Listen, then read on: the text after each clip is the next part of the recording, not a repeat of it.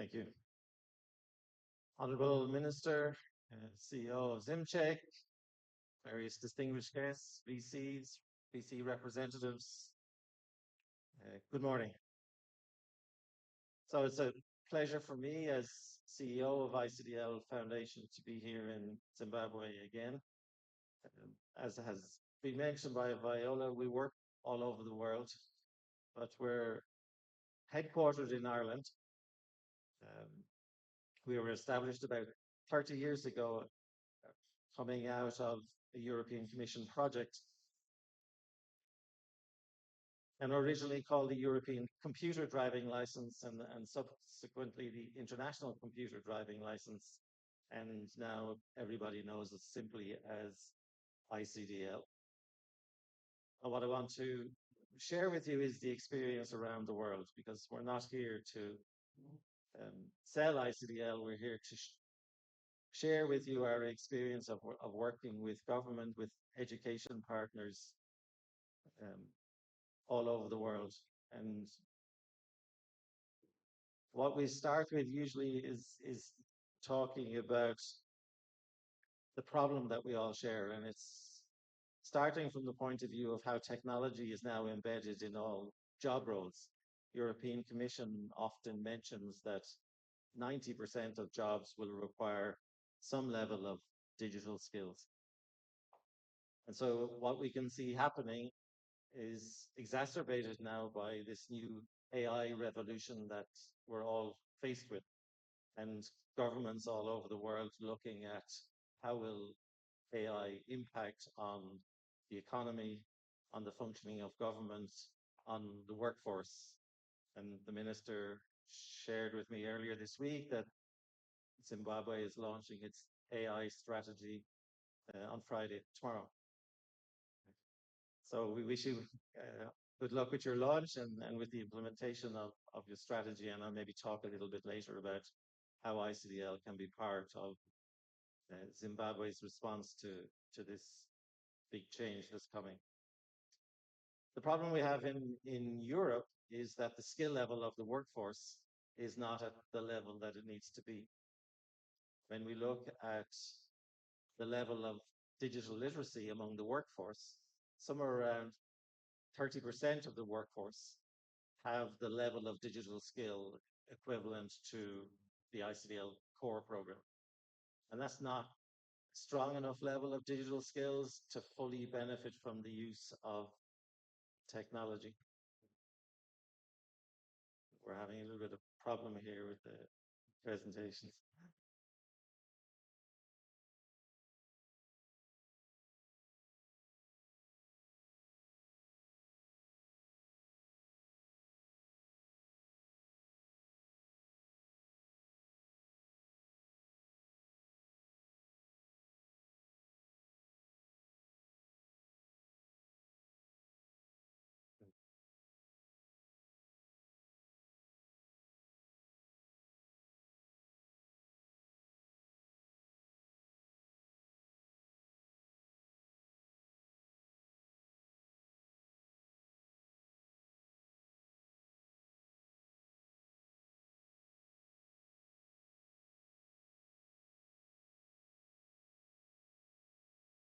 So part of the issue that we see in many countries, we identified three key challenges. Um, the first one being the difference between what we call digital lifestyle skills and digital workplace skills. So we know that smartphone penetration in the population is very high in most countries, and we can see all of our workforce people having a smartphone. We can see young people with smartphones, and so most people possess what we call digital lifestyle skills. They're able to use their smartphone to access information, they're using social media, they may be transacting with the phone. But those set of digital lifestyle skills are very different from what we call digital workplace skills. They're the set of skills that you need to function effectively at work. So when we look at the type of software applications that are used, the devices we're using in work, our strength in the use of WhatsApp and TikTok and YouTube does not equate with our strength in the use of uh, spreadsheets and documents, presentations, CRM systems, finance, ERP systems. So the challenge that we have is in Europe, policymakers and politicians have used smartphone penetration as a way of measuring the digital competence of the workforce. And of course, it doesn't equate. That smartphone penetration is not an effective measure for digital competence. The second issue is what we call a perception and reality gap. So most people's perception of their digital competence is quite high, but the reality is something different. We conducted a study a number of years ago in a few different countries, and so we assessed perception. We asked people to rate their computer skills, and about 80%, more than 80% of people interviewed estimated that they had good or very good computer skills. And then we checked the reality. So we asked them to take some ICDL test questions looking at common use of software applications. And the reality was that less than 30% of the same people actually had what we would regard as good or very good computer skills. And it's particularly a problem with young people. Again, their smartphone usage is good, their TikTok or WhatsApp or YouTube skills are very good, maybe they're content creators, but when you put them into the world of work, the digital competence that they have is not there. And the third problem relates to young people. It's what we call the digital native fallacy. Time and again, we hear people talking about digital natives, that young people, they're born into this digital world at a very young age. Maybe they're being given a tablet for entertainment as a childminder. They're growing up getting a smartphone, and as I mentioned, using it very effectively. But the reality is that those same young people don't have very good computer skills. There's an international study that's conducted every 5 years. Viola's coming to the rescue. If we can connect to that. So this study measures the digital competence of young people in many countries around the world. Unfortunately, not very many, if any, African countries are involved, and it's something maybe we can look to change.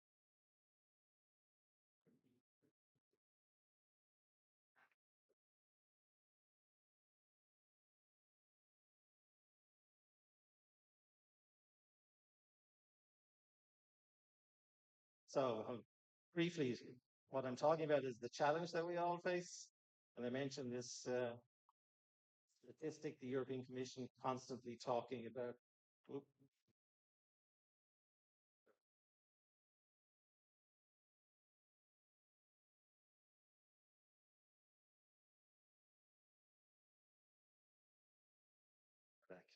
These are the statistics. So the percentage of the workforce in European countries that have digital lifestyle skills, you can see the average is about 55%.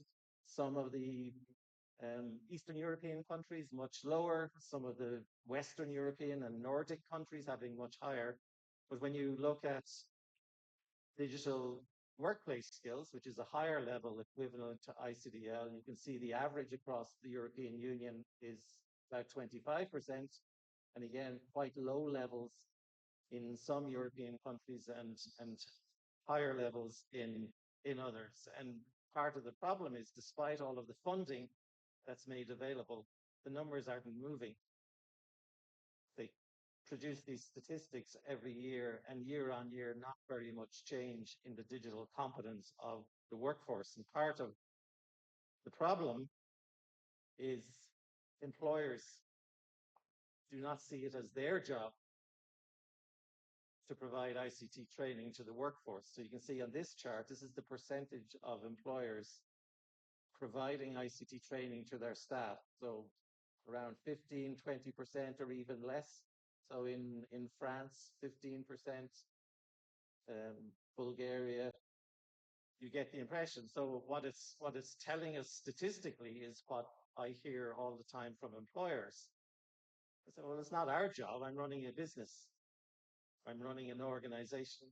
And they are particularly frustrated when they hire young people. They say, well, like these young people coming out of university may have a degree in business or finance or management or engineering or whatever. Why do I need to teach them how to use a laptop?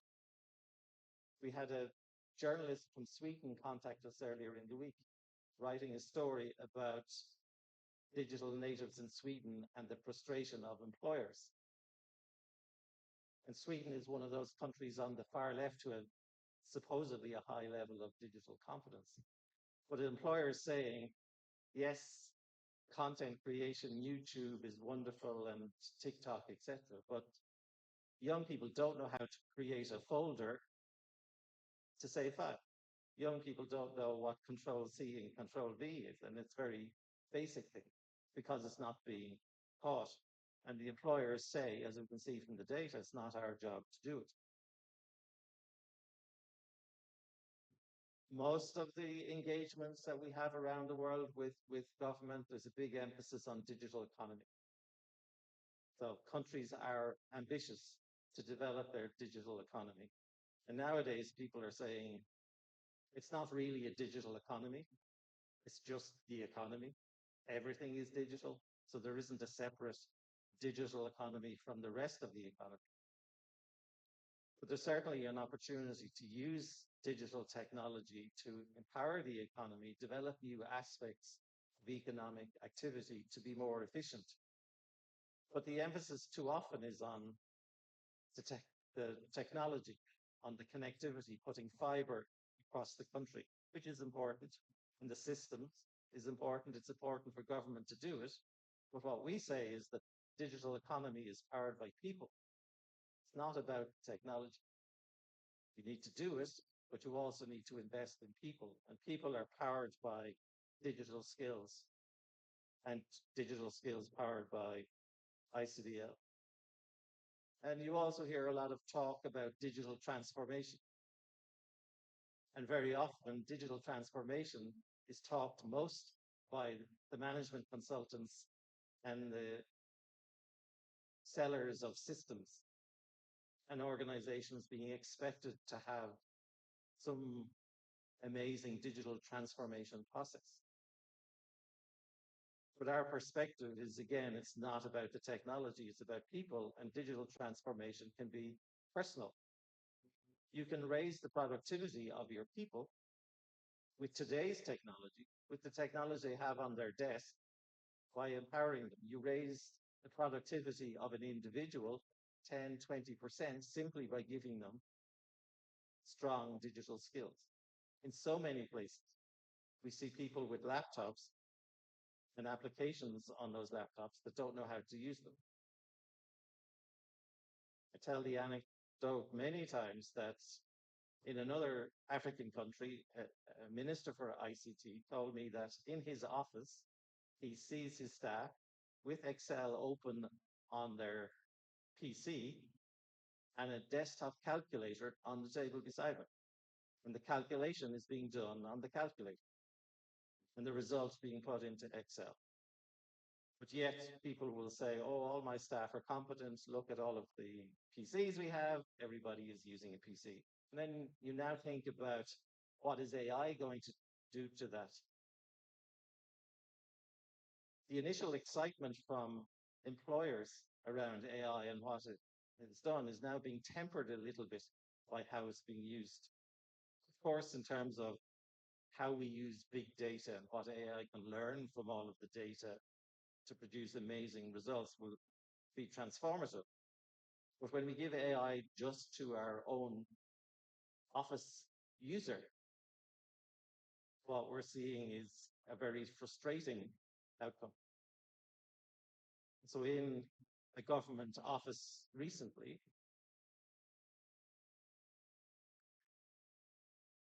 a senior civil servant expressed their frustration about the quality of the reports that they're now getting from their staff because AI is being used. And employers have said they're not interested in reading job applications from young people anymore because it's obvious that everything is being written by AI. I was speaking yesterday to the students in the University of Zimbabwe. What I emphasized about AI is not the intelligence, but the A, the artificial part. And I said, if you use AI, you will sound artificial. If you use AI to write your job application, you will sound like every other person who's using AI. And so you will be an artificial person who won't get hired. Employers hire people. They want to see and hear and read your personality. And it's the same in our use of AI in work. The report you're writing shouldn't have no personality, shouldn't read as if it's artificial, and it shouldn't be inaccurate. So if we continue to just give AI to people and say, here's a great new tool, use it, the same as you use Google, now we're going to end up with no personality, with artificial outputs and highly inaccurate content that we can't rely on. I mentioned these three common misunderstandings. So it's digital lifestyle versus digital workplace skills, perception versus reality, which is a real problem. And I can tell you, some of you suffer from that problem. And you suffer for it in regard to the third point, your students. I promise you, your students do not have the digital skills that you think they do. And if you think I'm wrong, I challenge you. We'll give you some ICDL tests. We'll conduct a little pilot with your students. And if I had the CEO's hat, I would say I will eat my hat if I'm wrong.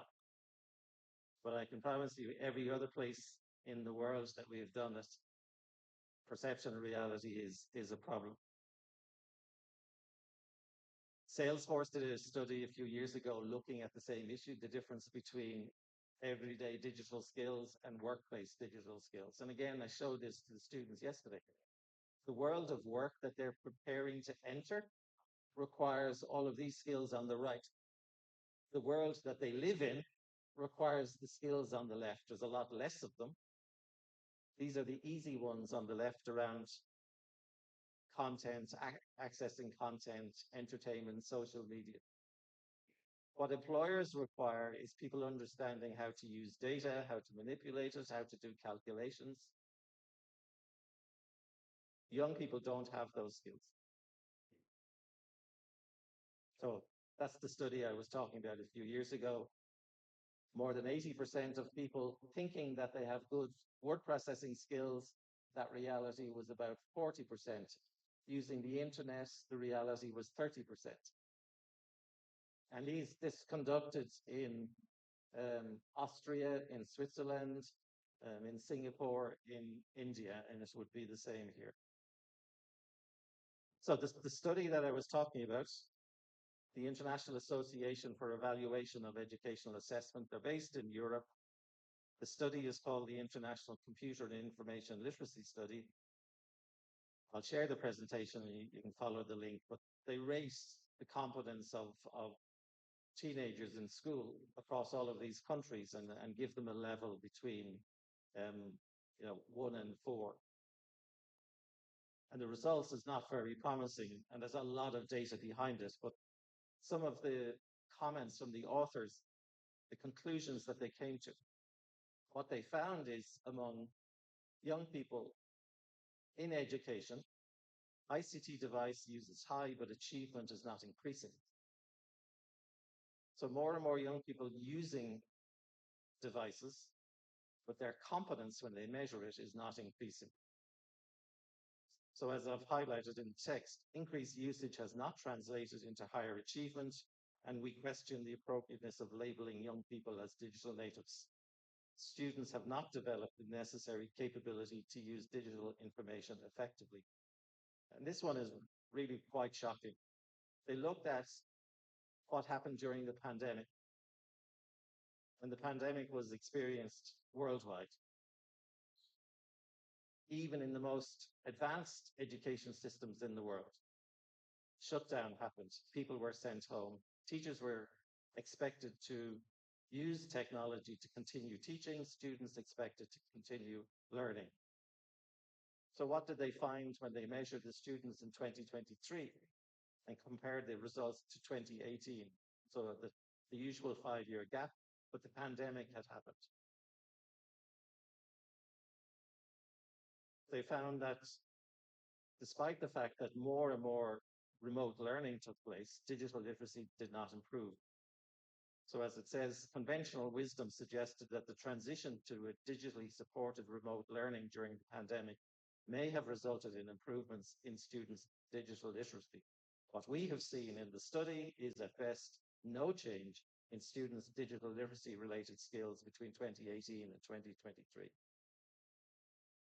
So giving your students devices and then using those devices more frequently doesn't mean that their digital competence increases. And this is one of the key findings. Why is it not changing? They found that digital literacy representation in curriculums is not matched by requirements for assessment. So all over the world, ministries and educators are putting digital literacy into the curriculum. But unlike language and mathematics and science and all of the other traditional subjects, they're not taking it seriously because they're not assessing it.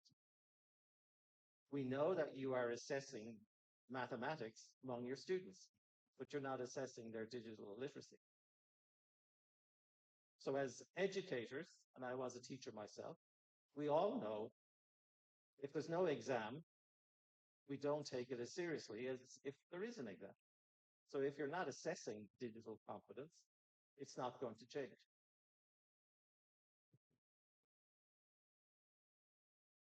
So the last line here, the degree to which any specific learning area are expected to be assessed provides tacit indication of their relative value within curriculums and learning programs. So we know that universities all over the world, most of them have some type of computer 101 basic computer class for incoming students. Most of them tend to be outdated because the technology changes quite often.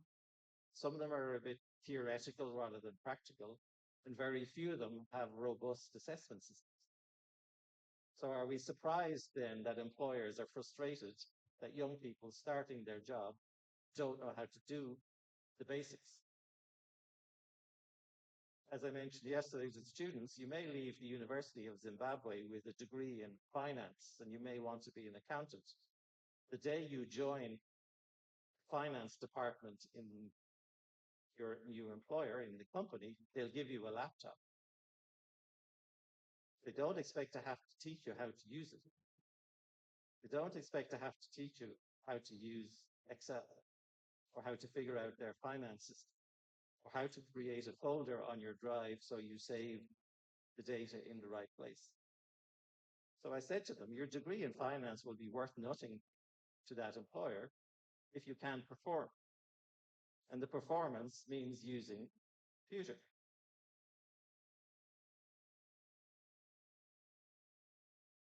AI is the hot topic. Every conference all over the world these days, doesn't matter what it is, it could be about horse breeding. AI is part of it. Everybody's talking about AI and this fantasy of what AI is going to do for us. There is a reality of AI that will be very positive. But there is also a negative aspect, and we have to prepare for it. So we shouldn't be blinded. You know, we've been down this road before with technology where we were promised the 4-day, the 3-day working week. When I was growing up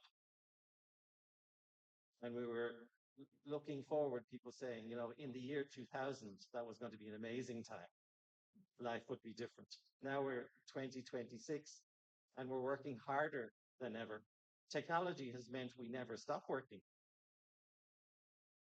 It used to be possible to go home at 5 o'clock and you wouldn't hear anything about work until the next morning. Now it's in your pocket and you can't escape it. But anyway, with AI, part of the problem is it is going to impact the job market. So we'll have lots of headlines about layoffs. IBM lays off 8,000 employees as AI replaces HR roles. On the other hand, AI will create new jobs. So again, speaking to the students and asking you to think about how you are preparing your students. They're entering a world of work where AI will be embedded all across. And I happily said to those students yesterday, I'm not worried. My job is safe. AI will not replace me. But AI will replace other jobs or it will change jobs. So various studies have looked at it and this is like a high level view. So roles that are likely to be laid off on the left, roles that will need to adapt on the right. So if you are a data entry clerk, you can expect, well, that's not going to exist very much. And it doesn't mean that 100% of those roles would disappear, but many of them will. And those that are left will have to adapt. You know yourself when you go online to buy something, every online retailer has an AI chatbot as first level support. So you don't speak to somebody, you engage with an AI and you get frustrated because they give you artificial generic answers. They'll have a name to make them seem friendly, but they're artificial. So at the bottom, we can see the estimates of 10 to 20% of the work of the roles facing layoff risk. On the right side, 20 to 30% minimal impact, but 50 to 60% requiring AI augmentation. So using AI in your job role, and even the software engineers. AI is very good at writing code, apparently. So software houses will need less junior software developers. We wonder how they're going to get senior software developers if they don't have any juniors. Time will tell. So when you ask AI, so this slide was produced by AI. I asked AI, what should we do to prepare people? And AI suggested that we need core digital skills, we need digital communication on online tools and AI aware skills. So that's how we have to prepare people for AI. This was written by AI. Prepare students for a workforce transformed by AI and automation. Educators should focus on a mix of core digital literacy, AI era competences, and human-centered skills that complement technology. So I'm happy to agree with AI on this. Absolutely correct. Digital literacy, basic skills. You need to know what you're asking the AI to do. You need to understand how technology works. You need to be able to use it. And you need, obviously, AI skills. And for sure, what we expect from our young people is human skills so that they don't seem artificial. So the solution, having laid out the problem, the solution isn't very complicated. We don't need AI to tell us the solution. It's skilling, reskilling, upskilling. We have to provide people with these skills. If you're involved in higher education, it is your job to prepare people for the world of work. In some countries, educators can be a little bit up in the sky, up in the clouds, a little bit snooty about preparing young people for the workplace. Our job is to educate them, educate the whole person. We're not trainers. But your university offering a degree in business or finance, and you're not building their technology skills, then you're failing. You're doing half the job. And when we think of our workforce, the existing workforce, we have to skill and reskill. The problem for many people is that retirement is getting further and further away. I'm going to Singapore next. So I'll be talking on these topics in Singapore. In Singapore, you see older people, what I would expect them to be retired, older people working in retail, because we're all living longer and the cost of living is increasing, and seniors can't afford to live on basic pensions. The state pension age in many countries is increasing. In Ireland, it used to be 65. Now it's 66, and it's going to ultimately 70. They're encouraging people to stay working, delay their state pension, and you get a slightly bigger pension at 70. So that's the trend, and it'll come everywhere. Can you imagine what it's like to be 50 today and think, I have to work for 20 more years? How much AI and technology will that person have to engage with in the next 20 years of working? These are not young people, 50-year-olds having to adapt to an AI powered workplace. So skilling, reskilling, upskilling, it's not just about the young people, that's your job, but as you extend out into the community, you will have a role in saying all of these 30, 40, 50, 60-year-olds who are now expected to use technology, we need to skill, reskill, upskill. The good thing is how you do it isn't very hard. We say it's as easy as ABC. Assess, build, certify. Assess the skills, skill level, identify the gaps, build those new skills, and certify. So what we're seeing around the world is governments and private sector and educators having to respond to this world that is changing, and they have to address the need of the workforce. And the common approach, so on the left, looking at what are we doing for the existing workforce? Well, our goal is to increase productivity of the workforce, adapt to new technology, boost employability, and empower entrepreneurship. And the way to do it, define standards, embed certification, lead by example. Governments are huge employers. And as an employer, government has an obligation to lead by example. Don't just expect private sector employers to do this. Government, as an employer, needs to take care of its own people. And again, giving people technology is not enough. So when we're thinking about AI and the AI strategy, we're saying, let's ensure that we empower people with the skills. And as ICDL, we have a new AI Essentials module launching next month. And it's designed not for AI engineers, not to allow people to create AI. It's designed for the people that we support, the user. So AI Essentials will be as fundamental as learning how to use spreadsheets. And so we would be recommending to government to say, okay, as part of your strategy, use our AI Essential modules as your common standard, empower people with those skills. And the same with the students. We already know that the University of Zimbabwe can't wait for the module. They're going to be the first implementer of it, and the students very excited about it when we talked about it yesterday, because they see the challenge of the world that they're expected to enter.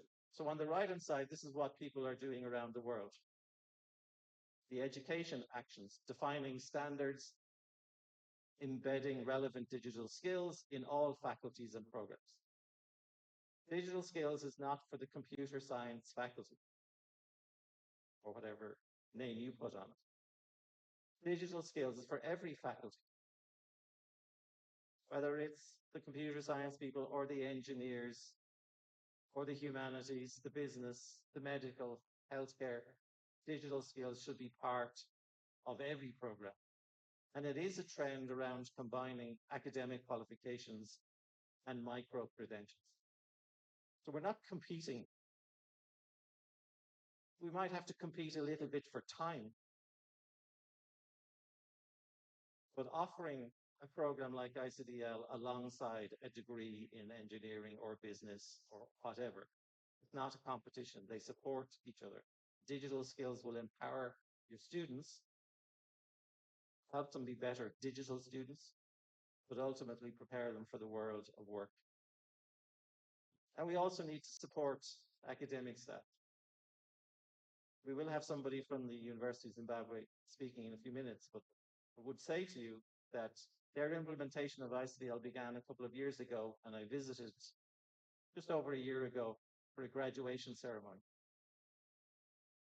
Not for the students, that's now happening, but that first group were staff, not the academic staff, the admin staff, the powerhouse of the functioning of the university as an organization.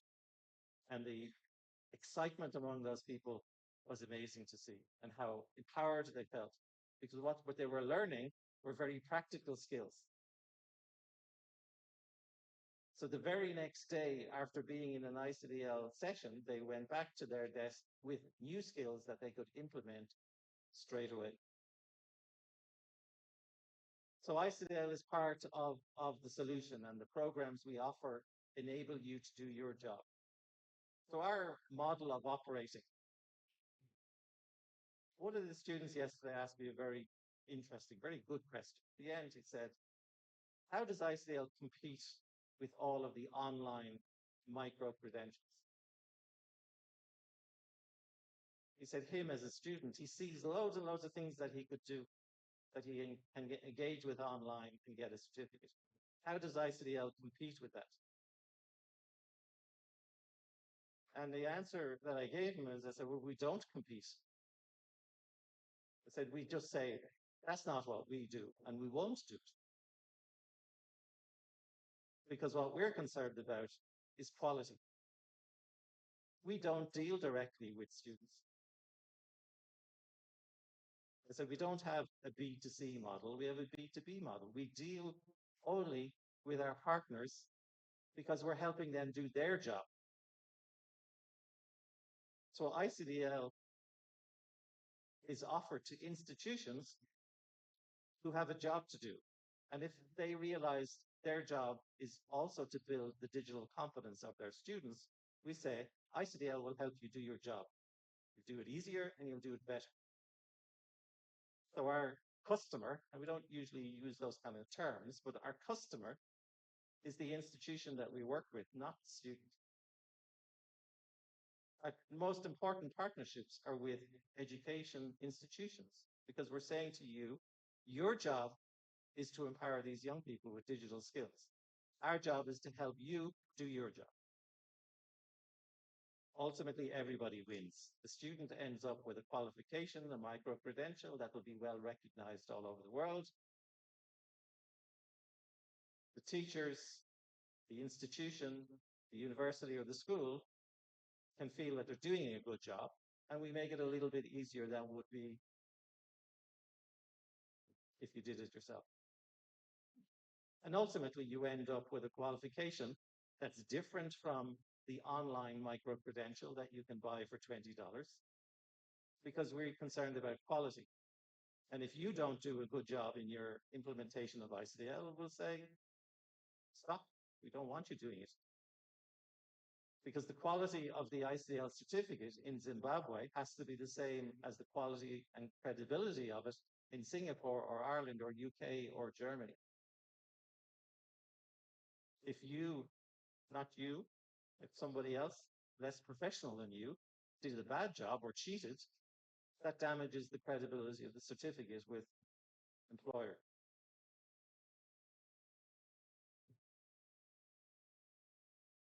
So to wrap up, the reason why we would say ICDL has an advantage over all of the other solutions available is the approach we take. We have very good programs. We have a very good technology platform. We call it Skills Box. So we deliver all of the content online. The tests are delivered online. They have to be invigilated by you. So you stop anybody cheating. And ultimately, the experience is very positive. So we're using the power of technology, but we're not taking the human aspect.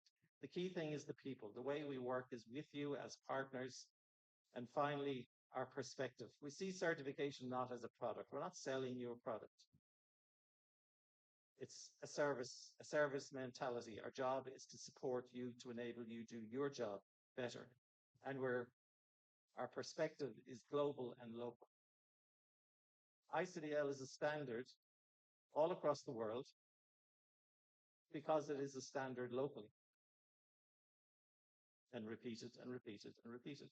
So ICDL is now the standard, the digital skills standard in the University of Zimbabwe. And they own it and they feel it.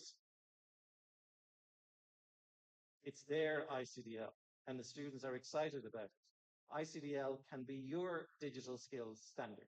ICDL can be the digital skills standard for Zimbabwe. And it's the same in all of the other countries. So it can be both local, national, regional, continental, global. ICDL is becoming the standard for Africa. It's the standard in Rwanda, and Rita will tell you a bit about that. The government adopted it as standard. All university students have to have ICDL to graduate. Why? Because President Kagame knows that a degree in finance from the university isn't worth anything if you can't use the technology that an accountant is required to use. The public sector can't be efficient. Rwanda can't be a digital Rwanda without all of the workers having strong digital skills. So finally, a message that I gave to the students, but it applies to you. Your university or your organization, you as an individual, but particularly your implementation of ICDL. How do you succeed? And this message comes from Singapore. This is where I learned it. It's the Singapore mentality. How did Singapore go from being a very small city-state cut off from Malaysia and all of the history and colonialism that went with it? How did Singapore become one of the most advanced economies in the world today? Their Singapore mentality. How do you succeed? It's really simple. Think big, start small, and move fast.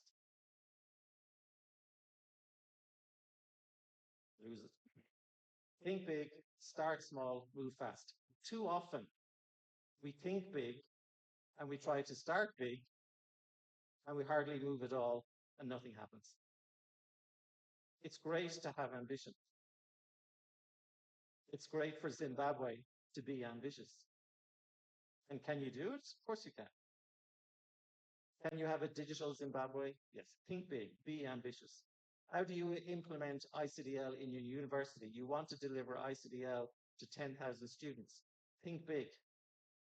Start small, put 20 in a class and get going and move fast.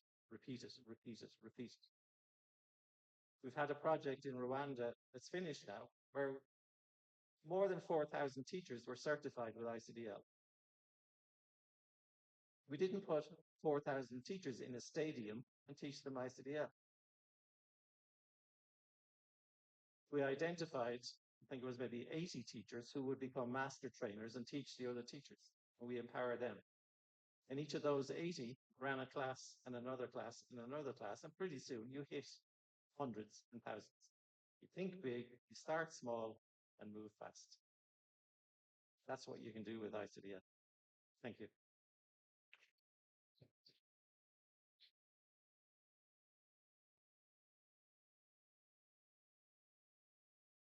Thank you, Damien. I could see your teacher characters coming out at the beginning there. When technology failed you, you actually showed that you existed even before technology, and then technology caught up with you. Thank you very much for that very thorough presentation. At this juncture, I'm going to call upon uh, the regulator perspective from my boss, Professor KP Njimbo, Kuzhinetsa Peter Njimbo, who is the CEO of the Zimbabwe Council for Higher Education. Professor Njimbo.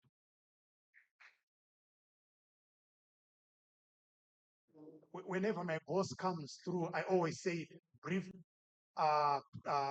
presentations because he can speak for a whole day because I think him and Damien might have gone to the same school where people can actually speak for the whole day without anything.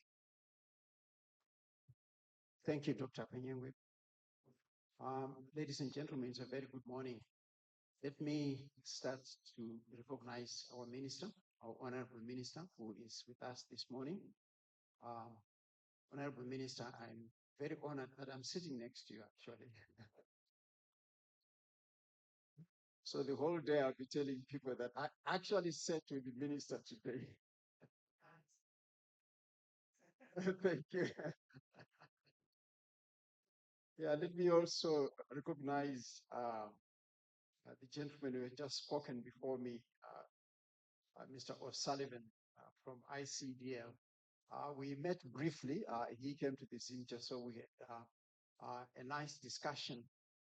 But it was a fantastic meeting because he came with colleagues from East Africa, and some of them came from a country that I lived in for close to 5 years. And I was quite happy to meet these colleagues from Rwanda, and it brought very good memories. My being in Rwanda, the Kigali Institute of Science and Technology in particular, and the National University of Rwanda. So my colleagues from East Africa, from Rwanda, you're most welcome to Zimbabwe. Most welcome to Zimbabwe. Colleagues, I hope ICDL will have a very strong footprint in this country. Let me also recognize all of you for your interest of how we take advantage of the affordances of ICTs in our different organizations, and in particular in this country, where because of the work that the Honorable Minister and our government are doing, ICTs are becoming very common in our schools, and in particular for me, in our rural schools. So, Honorable Minister, I really want to thank our government for this initiative that they've taken place so that ICTs become ubiquitous in this country. I'm also very grateful, Honorable Minister, that this is, now I know that this is your passion as well. And we are right behind you and say, Minister, run, go, go, go. We thank you. We thank you for that. Obviously, ladies and gentlemen, funding is required for the education and training of the teachers, and most importantly, for the equipment that is required every classroom in primary and secondary schools. The tertiary and university education sector, in my view, has made tremendous efforts to ensure that digital skills become part of the curriculum in our institutions, in our technical colleges, in our polytechnics, in our teachers' colleges, and in our universities in particular. I come from the university sector, and the utilization of the affordances of ICTs in our university system is now the norm. Every university in this country that you can think of, students now use ICTs. I used pen and paper when I was in universities. These young men and women now go to class with a laptop, they go to class with an iPad, they go to class with a cell, which was unheard of during my time. Ladies and gentlemen, for us, the organization responsible for the quality of teaching and learning and research and innovation in higher education and tertiary education systems, together with universities, we are committed to a quest of ensuring that every student is exposed to and equipped with intermediate and advanced skills in ICTs, and obviously the elephant in the room, artificial intelligence. And I'm glad that the speaker before me also talked about AI. I think AI is a reality. AI is here to stay. AI is going to change the way we do business. But most importantly, it is going to change the way we learn from primary school to universities. For us as the Zimchen, quality assurance is at the center of ensuring that higher and tertiary education system delivers ICT skills necessary for delivering a heritage-based education 5.0 and eventually moving forward with the training, the educating, the development of a skilled workforce to deliver Vision 2030. Honorable Minister, I foresee even our workforce eventually in our factories, on our farms, all over the country, making use of this animal called ICTs. This animal that we call, the one that everybody else is afraid of, called IE. This is where creativity, innovation, and funding is required to ensure that students have access to online teaching and learning, and that the academics who teach them also have got funding to improve their skills. This requires continuous retraining of teachers, academics, and researchers, especially in our primary and secondary schools and the higher and tertiary education sector where I work in. For us to be able to succeed in this environment, we must develop a culture of experimentation and a culture of continuous learning among the leaderships in schools and the tertiary education sector. And this is where the organizations that are represented in this room right now, you need to have a symbiotic relationship with our education system, right from kindergarten to university, even to postgraduate training. Ladies and gentlemen, in the age of AI, the key questions for our educational institutions and the Computer Society of Zimbabwe in particular are, number one, how can education and training keep pace with the developments in ICTs and now in AI? And this morning, I was reading about agent AI. So when I went there, I said, what the hell is this thing? It's fascinating. Maybe we'll discuss this another day. Number two, what systems are needed in our educational systems and in the work of the Computer Society of Zimbabwe to ensure that the transferability of ICT skills, knowledge, and competencies lead to new opportunities and vistas for learners and students in primary and secondary schools, and even higher and tertiary education system-wide. I'm really making a passionate plea uh, for this organization called the Computer Society of Zimbabwe. I know a little bit more about it because I work with Dr. Abanyengi, but I'm saying to those of you that work in this organization, very few people are aware of what you do. Very few people are aware of the importance of what you do in this country.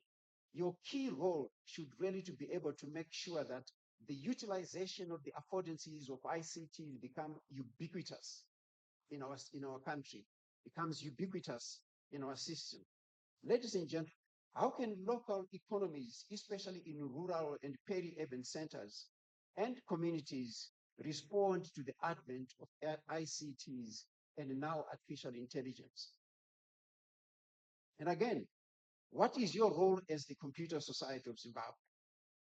How many of you have been involved in your former primary and secondary schools to support the introduction of ICTs in schools, whether urban or rural?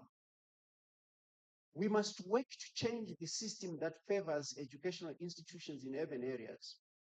What I'm asking for, ladies and gentlemen, from you, both individuals and the Computer Society of Zimbabwe, is that play the game without being played by it as far as the introduction of ICT in our education system, especially in primary and secondary education is concerned. I know more about the Computer Society of Zimbabwe because, like I've said earlier on, because I work with Dr. Panyewu. But I challenge you as you go out into town, ask people what they know about the Computer Society of Zimbabwe. If you get a chance, just let me know what the answer was. Because I think the import of what I'm trying to say is that you have got a very special, you've got a very central, you've got a very pivotal role in our society.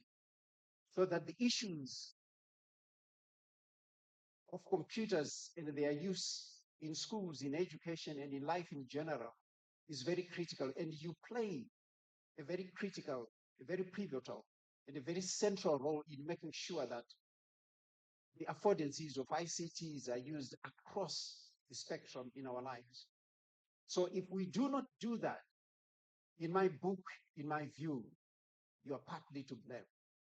Because I had a meeting with the colleagues, as I said, from Rwanda, Mr. O'Sullivan, and ICDL. When I went back to my colleagues, I said, ladies and gentlemen, do you know what ICDL is? And even a place such as the Zimbabwe, they couldn't tell. Everybody said, go and ask Kapanyeri. He will tell you. So that tells a very big story in terms of how you are making sure that people are aware that there is a computer society in this country and what is the role of that computer society. In my book, you play a critical, a central, a pivotal, and essential role in making sure that we begin to understand the role of ICTs, but most importantly, we begin to understand the role of the affordances of ICTs in our lives in general. So I'm putting a challenge to all of you as members of the Computer Society of Zimbabwe to make sure that you really appropriate this space. You take over the space so that we know that you exist and what it is that you do in this country. To succeed in this noble cause of taking ICTs to every educational institution in our country, ladies and gentlemen, you must continually name the educational ICT system story. What is the story about ICTs that the computer society of this country is putting across? So I'm repeating this, ladies and gentlemen. You must continually name the educational ICTs system story and not your even as the Computer Society of Zimbabwe. Ladies and gentlemen, I'm glad to note that the presence of the Honorable Minister today is a testimony to the seriousness which our government is taking regarding the utilization of ICTs.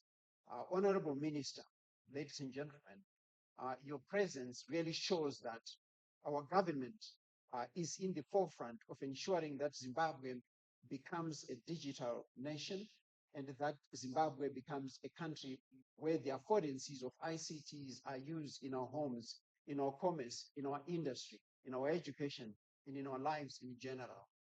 Let us continually to resist individually, collectively, it is the Computer Society of Zimbabwe, our natural aversion to disruptive change. My message to you individually and collectively as the Computer Society of Zimbabwe is that change in the utilization of ICTs requires continuous learning. It also requires unlearning. It also requires relearning. This means, ladies and gentlemen, the liberating, mutating aspects of one's personality, stretching beyond default behaviors, and building tolerance for discomfort as we embrace the utilization of ICTs in our education system and our daily lives. The import of what I'm saying is that we must be extremely uncomfortable with the present.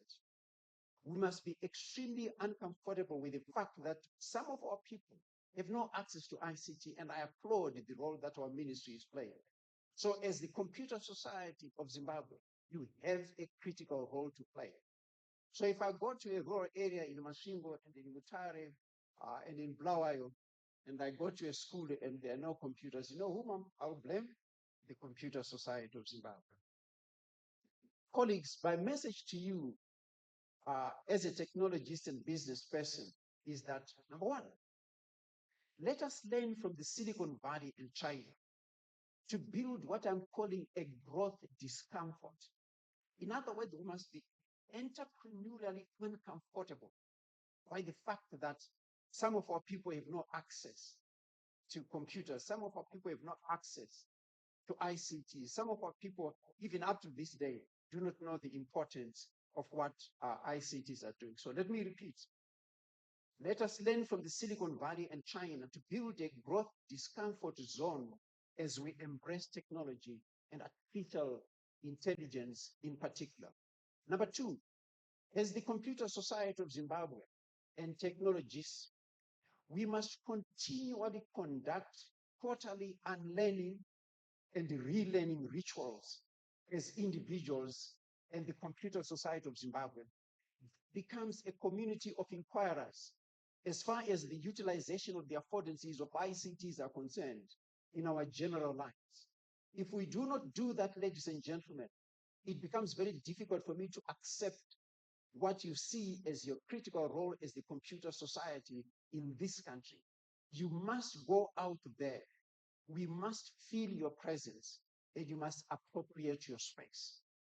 To conclude, Honorable Minister, I would like to say, as I conclude my comments, ladies and gentlemen, my message to you as the Computer Society of Zimbabwe, and as what I call organic intellectuals and technologists, is that the leadership of the Computer Society of Zimbabwe in reimagining and reinventing our society technologically is almost sacrosanct. It is almost holy. That's how serious I take this, because the utilization of the affordances of ICTs is so central to our lives. Now I'm even told, as a farmer, I went to look for a tractor and somebody said, no, no, no, we can give you a tractor that you just do something to it and it will plow on its own. So my message to you, the Computer Society of Zimbabwe, is that I'm going to use words that some of us are probably not familiar, but Apanyembi can explain to you later on. I'm saying to you, the Computer Society of Zimbabwe, epistemologically, in terms of your knowledge base, axiologically, in terms of your value system, ontologically, in terms of your philosophical position.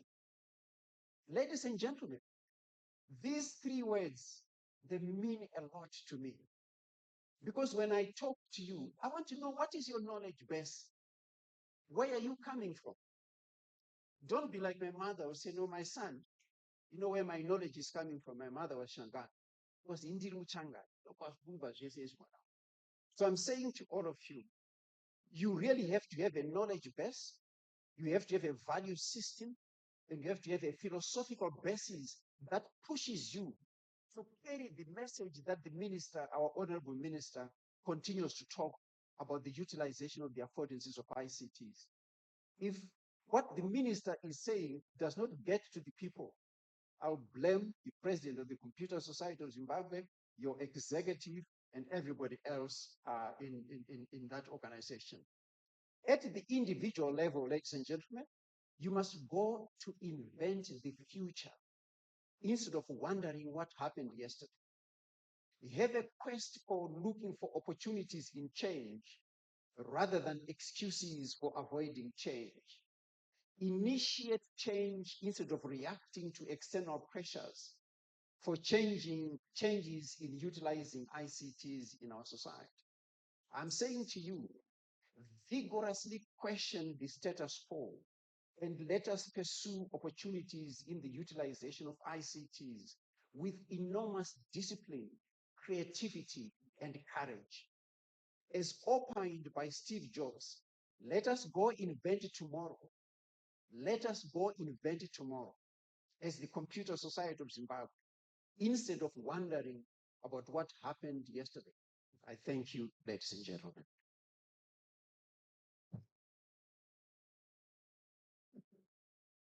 Thank you very much, Professor Njimbo. Maybe as you might have realized, I mean, he's talking about agentic AI.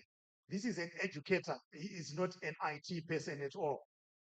He calls me even at 2:30 in the morning. The other time, literally, there is a program on Al Jazeera. You have to watch it now.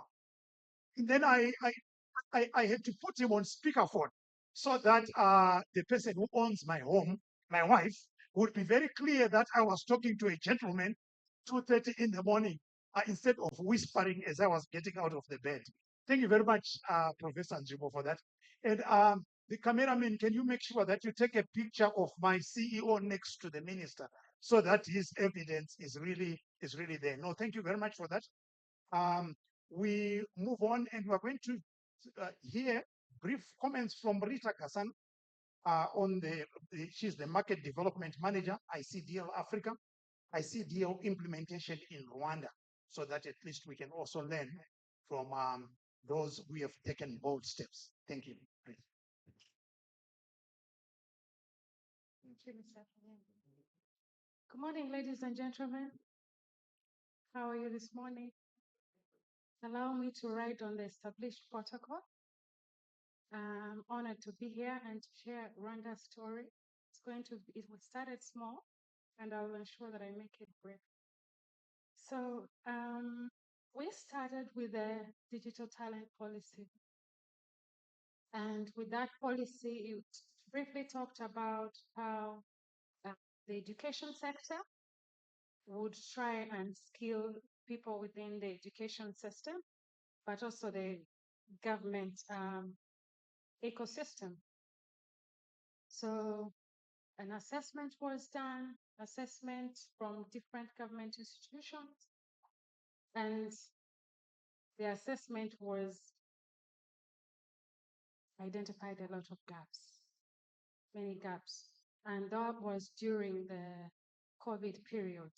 As you can imagine, people were working from home. You can imagine how challenging it is to work from home when you don't have the skills that you need. It was a big challenge. So when the results came out of the assessment, they were worrying. And then through the cabinet meeting, they were presented. And I said, our head of state said, we have to do something about it. And that's when a cabinet resolution was met. Okay, here you go. Everybody within the government ecosystem has to certify. So we started working with the Ministry of ICT and Innovation to identify the people who would start to train. It was a big challenge. Who do we start with? Do we start with the senior management? But anyway, we did start, and we've been training since then. We've started training high executives, middle managers, and everybody. And from the time we started training, we haven't stopped. The journey is still going on. There's so many people to train, but we are committed to doing that. Among the people that we've trained, besides the ministries, we've also been able to train the Rwanda National Police, the Rwanda Defense Force, and we're trying to train the Rwanda Correction Services. So those are some of the institutions that we're currently working with. But on top of that, Ministry of ICT and Innovation clearly stated that if we have issues within the ministries, allow me to put it that way, then something must be happening within the education sector. How did these people get here without the necessary skills? You would wonder or question. So we were again tasked to work with the Ministry of Education. We conducted an assessment of the curriculum that they had then, and comparing it with our digital skills standards. And again, we found gaps. How did these gaps come about? So every institution was teaching in their own way. UZ will teach. Do we have somebody from Greater Zimbabwe? I call it Great Zimbabwe. Great Zimbabwe would teach in their own way. Catholic University in their own way. So it was not well organized, or everybody taught in the way they felt that was best for them. So then we also had discussions about how to integrate ICDL. So the minister decided that it would be adopted as a digital skills standard first. so that the students learn the same things. She was concerned that if we are knowledge-based economy, then the skills would also would match the standards that we expected.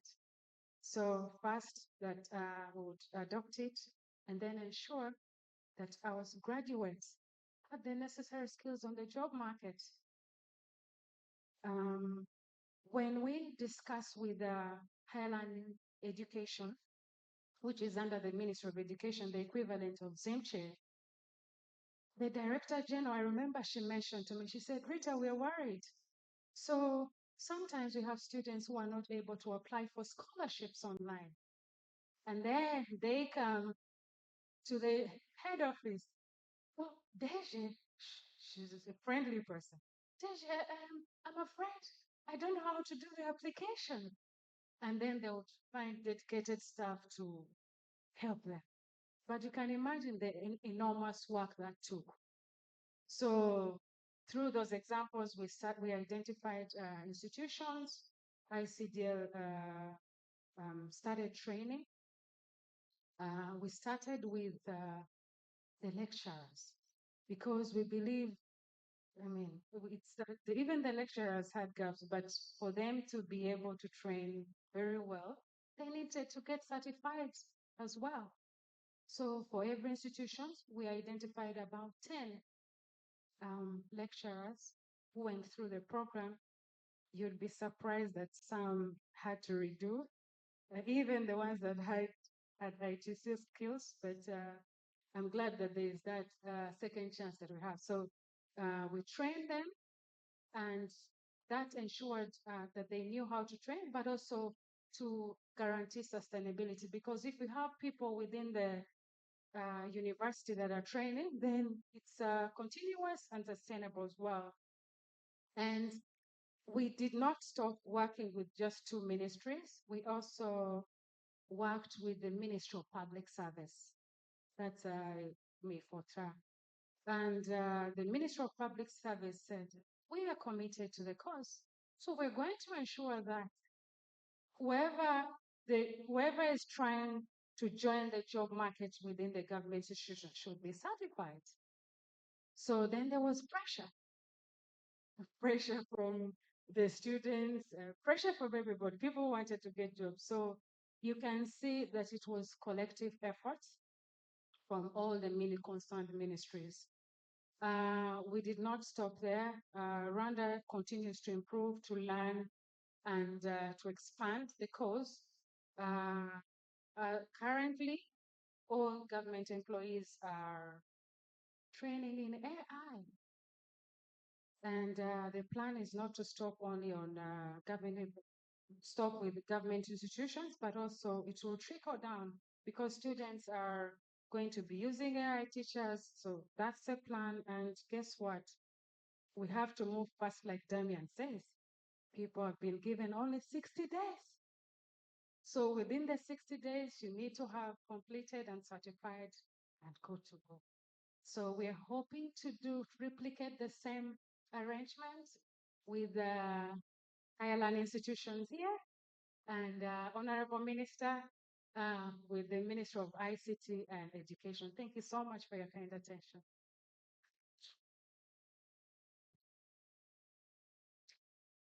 Thank you very much, Kasana, for giving us the Rwanda story very, very articulately. At this juncture, I'm going to call upon our permanent secretary of the Ministry of ICT, Postal and Courier Service, Dr. Churume, to come and give us brief remarks, but also to introduce our Honorable Minister. Thank you very much, Director of Ceremonies, Dr. Panyembi, who happens to have married my younger sister. So you see, it's a relationship. Let me acknowledge the guest of honor whom I'm going to introduce shortly in our midst. Let me also acknowledge Damien, Is that correct? Thank you very much for ICDL. Let me also acknowledge my sister Solange. I think our guest speaker, who has just spoken to give us the case study of Rwanda, Madam Rita, esteemed Professor Jimbo, we really feel happy and proud and appreciate you that you are here. I also understand there is Professor Mapumo from the University of Zimbabwe, or maybe his representative. Thank you very much for coming. Let me also acknowledge my sister Viola, who leads the Computer Society of Zimbabwe and who has been very instrumental in organizing this event. I will say all protocols observed. Now, Computer Society of Zimbabwe, what we have done today is very, very important. I was just listening to Daniel, and I faced the same challenge. And I know Professor Jimbo will agree with us. You're given an assignment, and people go on AI, and the answer is the same to the extent that they forget even to put their own names. That's how bad AI is. But we are also saying, what are the good aspects of AI? We've seen AI in manufacturing, we've seen AI in agriculture, we've seen AI in education, as alluded to by Professor Jimbo. That means it's something that we can't do without. And therefore, we have to embrace it in an ethical manner. We have to embrace it responsibly. And I'm also glad to announce that tomorrow, as Minister of ICT, we will be launching the National AI Strategy, which I think is a milestone for us. So there's no way that we can be left behind in this global technological revolution, and we really need to be AI savvy, not tech savvy anymore, maybe AI savvy, should I say, so that we are able to run the race and also improve, develop our own economies. We really want to thank Rwanda. I've been there for having set the example. Standardization of what people learn is very, very crucial. Otherwise, this one teaches this one, this is teach one. Is that what you do at the universities, Prof. Jimbo? There's a curricula, there's a syllabus, I guess. So I think this is what we are also trying to do. And we want to thank Computer Society and the ICDL organization for organizing this. I'm here to introduce our guest of honor. And she's well known, I'm sure, to all of us. Maybe she wouldn't need any introduction, but you know, I have to preserve my job. So I have to introduce her. The guest of honor in our midst is a very energetic young lady, somebody who is a pleasure, a real pleasure to work with, somebody who wants to learn. She will always say, yes, what is happening here? What are the issues on this topical issue? How do we move together as a team in the ministry? Who else do we need to bring on board? Computer Society of Zimbabwe, ministries, other ministries, primary and secondary, higher education, you know, organizations, the sector players. Who do we bring on board so that we achieve? She believes, and she always quotes and cites, that together we go far, but alone you go very close. I've seen it. So, Honorable Minister, this time I have stolen the quote from you. I don't know what you are going to say. She's also a very, very avid reader, and currently I would say that she's pursuing a PhD in digital marketing, having been uh, a marketer by profession. But marketing without the digital aspect is no marketing. So this is why she's actually doing that. Politically, you appreciate that. I don't think I don't think there's anybody younger than her in the cabinet. She's the youngest minister. And that recognition alone tells you a story of the kind of person that I'm talking to you about. And she's a member of parliament for Chikomba West constituency in Mashonaland East province. She also served as a proportional representative member of parliament for Seke district. Thank you, Wanda. You hosted Smart Africa. And we really appreciate that the Honorable Minister has been nominated to sit on the Africa AI Council. That's a big achievement. Thank you. And she's currently the chairperson of the Pan-African Postal Union, whose plenipot will be held within the next 2 weeks in Uganda.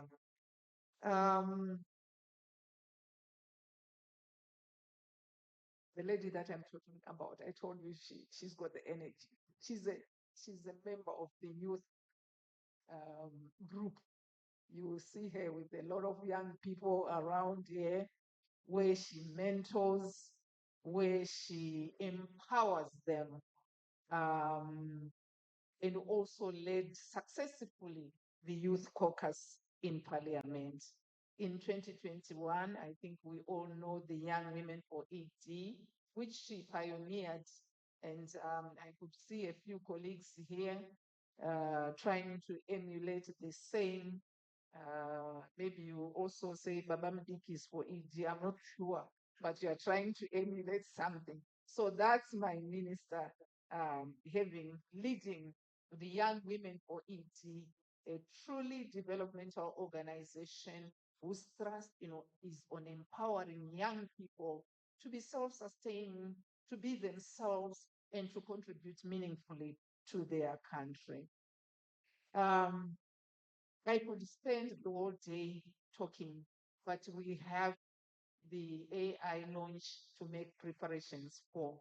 So at this juncture, ladies and gentlemen, can we again put our hands together as I invite the Honorable Minister for ICT, Postal and Courier Services, Honorable Tatenda Anastasia Maletera, to deliver her remarks.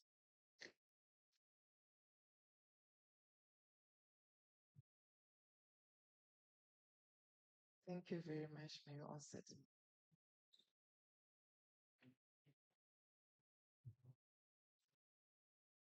Good morning.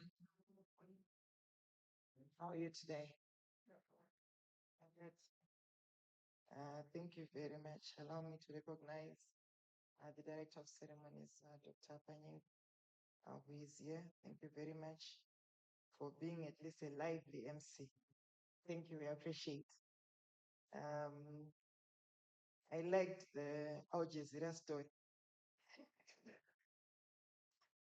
It was so exciting to say, okay, there's someone who actually leads your home. I didn't know we are called that by our various husbands. Oh, they're not around. Oh, okay. I need to ask my husband's friends what he says about me. Yeah, you just need to clarify. If you know very well that you don't want to be asked, don't get married. Or who is calling you at 2:30 a.m.? Definitely, you don't get married. Because definitely when you get married, Those questions have to come. Who is calling you? May I please know your password? But now we are getting people arrested if you take anyone's phone without without their approval. So yeah, you get arrested. I don't know. Somehow. Let me recognize Damian. Thank you very much, who is the CEO of the ICDL Foundation. Madam Solange, welcome to Zimbabwe. Madam Kasana, welcome from Rwanda. Please go and pass my regards to my mentor, who is no other than Madam Paula. She's done quite a lot. And as soon as I assumed my role as Minister of ICT, I looked at what she has done, which has made Rwanda positioned as one of the best countries in terms of digital transformation. So we then went on to adopt a few of their policies, which include one, the digitalized Zimbabwe. I took it from it. They've got what they call Connect Rwanda. Secondly, was the Digital Ambassadors Program. We are doing it exactly the same in Zimbabwe. And thirdly, they launched a fintech policy. And in Zimbabwe, we are currently also working on one. The list is endless. But one thing you should know is it's good to learn from the best. When you do that, you won't miss it. Let me recognize Ms. Viola Dondo, who is the Executive Director of the Computer Society of Zimbabwe. Professor KP Jimbo, who is the Chief Executive Officer of ZimChe. It's also a great honor sitting next to you. Hopefully, I will conclude my degree faster than ever, since I'm studying with MSU. Let me recognize the Professor Paul Pumo, represented here, all our distinguished delegates, and a special mention to the person that I work with each and every single day, who is no other than our permanent secretary, Dr. B. Welcome and thank you very much for being here. Allow me to just say members from the academia, industry, international organizations, CSZ members. Yeah, I'm sure. All I can say is let me get into the presence.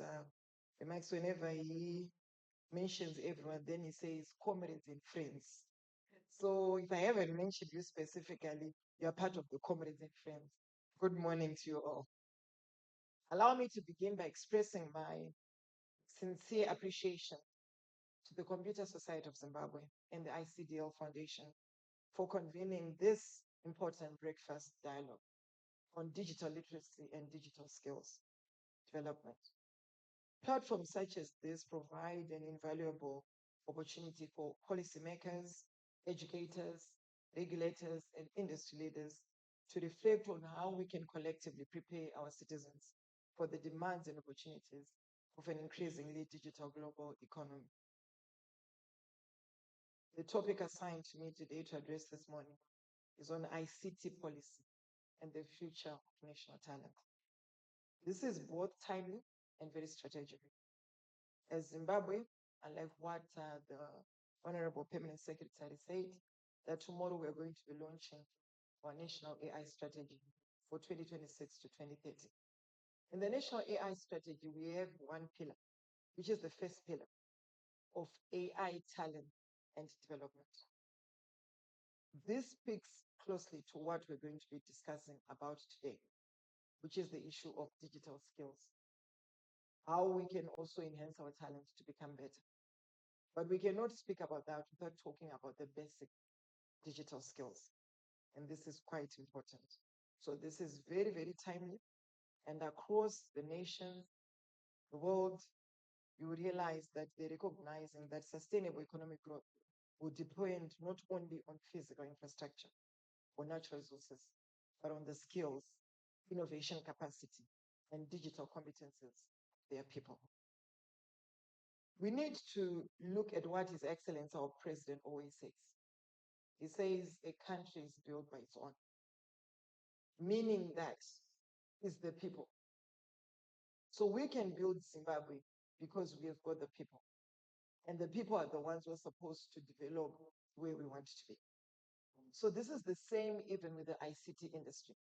You realize that we can only develop the ICT industry because of the skill set that we have.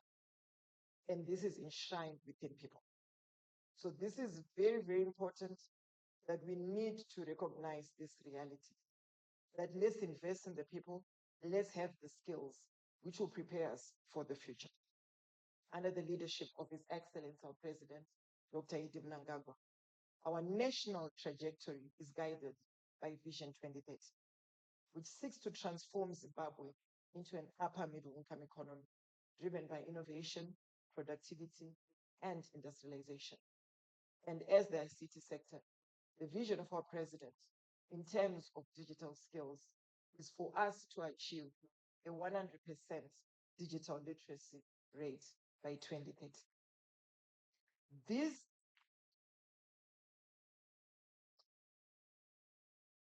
The current National Development Framework, NDS2, places particular emphasis on human capital development, recognizing that the progress of our nation ultimately rests on the skills, creativity, and productive potential of its people.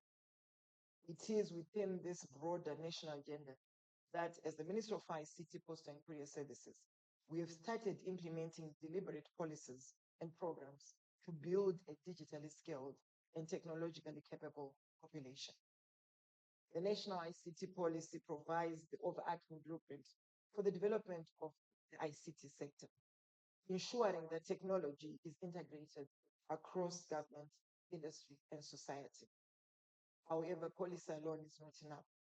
To translate policy into real impact, the ministry has established strategic partnerships with key stakeholders across the digital ecosystem. One such partnership is the MOU that we signed with the Computer Society of Zimbabwe and other institutions committed to advancing digital skills development in Zimbabwe. Through these collaborations, we are promoting internationally recognized digital competency frameworks, strengthening professional ICT standards, and expanding opportunities for digital training across the country in partnerships with organizations such as the ICDL Foundation. Thank you very much.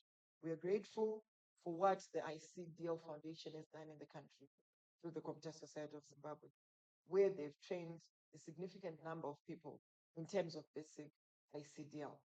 And this is important. And for us as government, we're also working together to make sure that we find our workforce, especially the public servants, also having at least basic ICDL training. This has to be done, and we need to be very, very deliberate about it.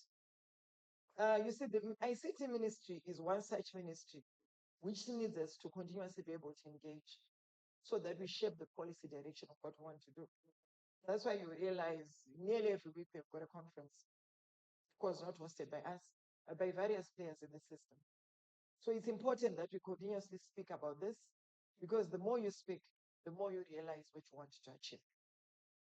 Allow me to also say that as the Minister of ICT, we have also partnered with an organization called Cyberus, where they are also conducting cyber security programs. We have also the Digital Skills Ambassadors Program, where just last week we trained more than 2,300 people in Urungwe. And Urungwe is just one district. So what does that mean? It means if you're going to train basic ICT skills, AI, cybersecurity, advanced digital skills to 2,300 people in Urungwe, that means there is really need for us to continuously push on that program. So through the Digital Ambassadors Program, our thrust is very simple as government. We want to make sure we train everyone so that we achieve the president's ambitious target of 100% literacy, digital literacy. So it means that we are going to train everyone, including Mbuya Naseko, vanotengesa pamusika vaya ngavadzidziswe basic digital skills. We agreed. This is where the nation should go. We have our digital centers which are in the country. more than 220 of them. So these digital centers, we want them to be digital hubs. And through the ICDL program, we also want you to partner with us so that we'll be able to have basic ICDL or even just ICDL programs also being trained in various areas of the country. So this is a platform where we have got, especially the digital centers, there will be computers there, there will be free connectivity there for our people in Zimbabwe. So we want to publicize more, create more awareness of these digital centers. But of course, we are now upgrading them. There is a report that came from Parliament where they wanted us to upgrade our digital centers. So the first thing that we did, initially they used to be called community information centers. So we rebranded them, we equipped them, and it's a process that we're still doing for all the 220 to make sure that no one is left behind, no place is left behind. We need to continuously make sure that they are ready for the task. So we conduct digital skills training there. It's a facility where anyone within the community will be able to access a computer and Wi-Fi. So this has to go, and we want to make sure that these will be of great use, even for access to digital services. We are creating a platform that we believe is going to assist everyone to access digital services on one point. When you go on that portal, you'll be able to access all these services. Yes, we had Zim Connect, but we needed to also make sure that it becomes more dynamic and make sure that it is ready for the work. Allow me to also say that we need to strengthen professional ICT standards and expand opportunities for digital training courses across the country in partnership with organizations like what I've said, the ICDL Foundation. We also have got the 1.5 million coding program. And then people were saying, Honorable, when we first launched it, they were saying, Honorable, you are very ambitious. They said, okay, it's fine. Let us be ambitious. At times we need to aim at the clouds and drop at the trees. So we said, okay, it's fine. Do you know to date we've managed to train 200,000 people across Zimbabwe? So yes, let's aim there. Step by step we'll get there. But at least us training over, because it's within a year, we've managed to train 200,000, but we'll continuously be able to make sure we publicize the 1.5 million coding program, and they have more young people also enrolling on it. It's an online self-taught platform, and we believe our young people can be able to benefit from it greatly. Beyond policy and partnerships, the ministry is implementing flagship programs to equip our Zimbabweans with more practical skills, which are advanced. And I think it's important that we need to commit to cultivate digital talent from an early stage within the education system. I heard what Kasana said. We also spoke and we had conversations with the Minister of Primary and Secondary Education. And starting next year, 2027, we have a one device, one learner policy that we implement in Zimbabwe. On the one device, one learner policy, we don't think we'll be able to do it alone. We need to work together with our parents. So we have got a lot of initiatives that are going to support our Devices for All initiative as government. And the Devices for All initiative, we have various companies that are coming in to assist us to assemble devices or even manufacture devices.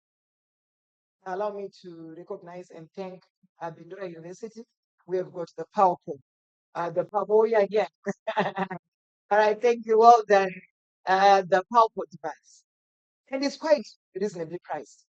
It's $7 for a Mbudzi. 7 years, 1, 2, 3, 4, 5, 6, 7.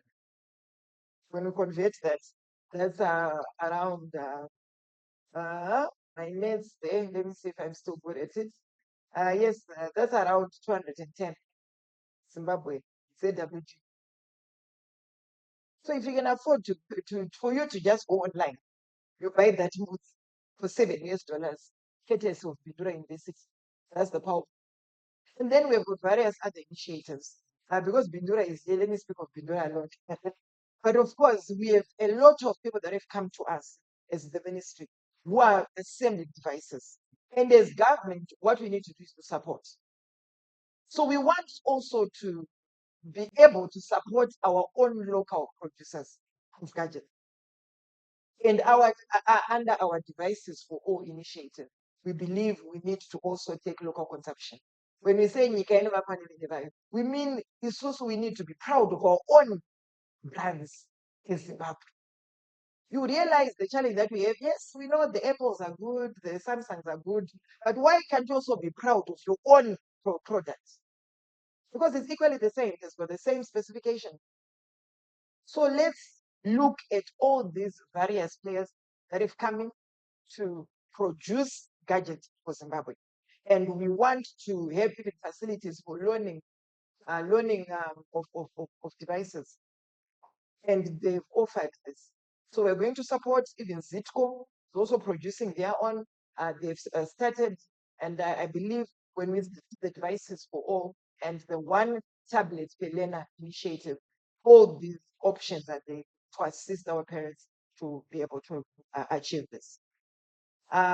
We have also made sure that we introduce emerging technology disciplines such as coding, robotics, artificial intelligence in the national curriculum, beginning as early as ECDB. So if we do that, it means already when calculating a culture, ICTs as early as 4 years, 5 years. So yes, thank you very much, Wanda, for mentioning that, but we believe there are more initiatives that will also be able to learn from you and make sure that we implement. The initiative aligns with the philosophy of heritage-based education 5.0, which seeks to transform education into a platform for innovation, industrialization, and problem solving. In this regard, teacher capacity development becomes equally critical. Institutions such as the Computer Society of Zimbabwe are well positioned to play a leading role in teacher training through internationally recognized digital competency frameworks such as those offered under the ICDL Foundation Program. Strengthening educators' digital capabilities, we ensure that learners across the country are equipped with the knowledge and skills needed to thrive in the digital age. Ladies and gentlemen, our national digital transformation journey will reach an important milestone tomorrow. Like we said, we're going to be launching our AI strategy. But allow me to go on the conversation that Damien said when he spoke about the digital natives. I will add on and add to speak about the digital immigrants. Yes, this is a conversation which was started by Mark Preston in 2001.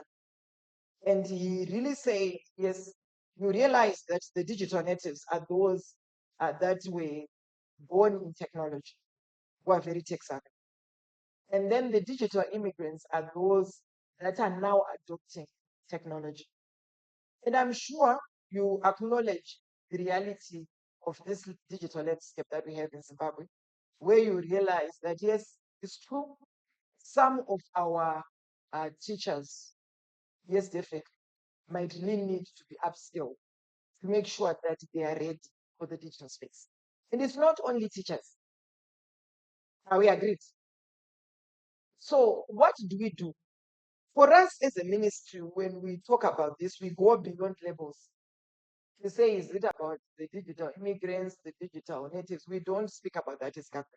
But what we do is for us to create policies that will recognize our shared challenges and at the same time the collective potential that we have. So we need at the same time to come up with these strategies.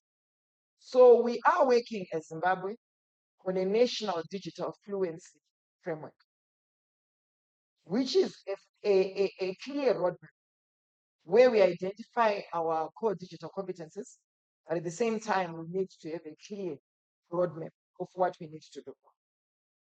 So this will encompass our, yes, definitely, the programs like the digital skills, the cybersecurity training, the ambassadors program, to just mention a few. We have also the DigiTrack, a track that moves, which is a computer lab which moves across the country. And the DigiTracks, what they do is we conduct digital skills training in various areas, especially remote areas of Zimbabwe. where there are no computer labs. At least you realize that when we went for the digital skills training within Urunga last week, you'll find the person saying, I've never been able to have access to a computer. Maybe at even 31 years old. So what we can do as government is to look for this intervention, which will allow us to be very clear to say, how do we achieve a 100% digital literacy? So that rate can get there to 100% if we're going to have more initiators. We need to empower our educators. We need to empower even our parents. Yes, is that so? Whenever you want to do something, of course, maybe you're not in this room, but you realize that there's some parents, whenever they want to do anything, which needs a computer. Because truly they don't even understand. Even there's some people who are even scared of the computer. We need to appreciate that. But this is Zimbabwe.